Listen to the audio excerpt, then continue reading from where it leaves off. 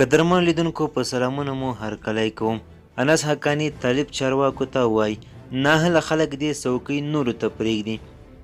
دوستان ویډیو را سره تر پای وګورئ. که چېرته مو زموږ چینل نوي سبسکرایب کړی چینل سره همدا اوس سبسکرایب کړئ او خوا کې دې ګړۍ نښان ووهئ تر څو زموږ هر ویډیو تر تاسې در ورسیږي. د طالبانو یو مشرتابه غړي انس حقاني د نوي حکومت د پیاوړتیا لپاره له خلکو مرسته غوښتې. نوموړي نن په لوګر کې یوې غونډې ته ویلي څوک چې په ځان کې اهلیت نه ویني د مسلمانانو حقوق دې نه خوري.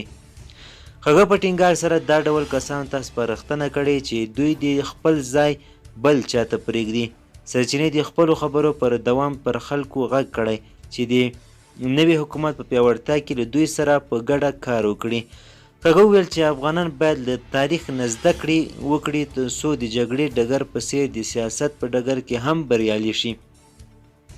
انس حقاني په داسې حال کې له خلکو څخه د نوي دولت د ملاتړ او ورسره د همکارۍ غوښتنه کوي چې واک ته د طالبان له رسېدو سره سم له هېواد د علمي کادرونو د تېښتې لړۍ لا هم دوام لري او له دې وړاندې په زیات شمېر خلک له هېواده وتلي هم دي.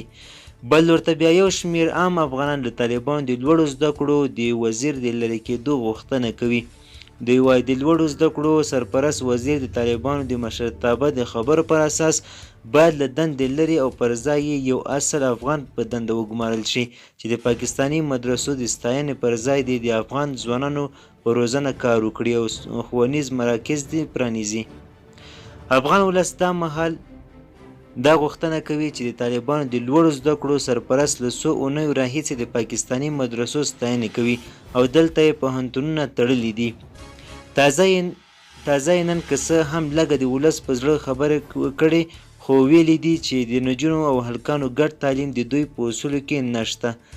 انس حقاني داسې مهال دا څرګندونې کوي چې اوس مهال د طالبانو په حکومت کې ګمارل شوي کسان د دوی له لوري ټول مولیان ټاکل شوي او ډیری پر مهمو څوکیو ګمارل شوي کسان یې لوړې زده کړې هم نه لري. دوستانو زموږ خبر تر همدې ځای و. د لا زیات معلومات لپاره زموږ چینل سره سبسکرایب کړئ. مننه.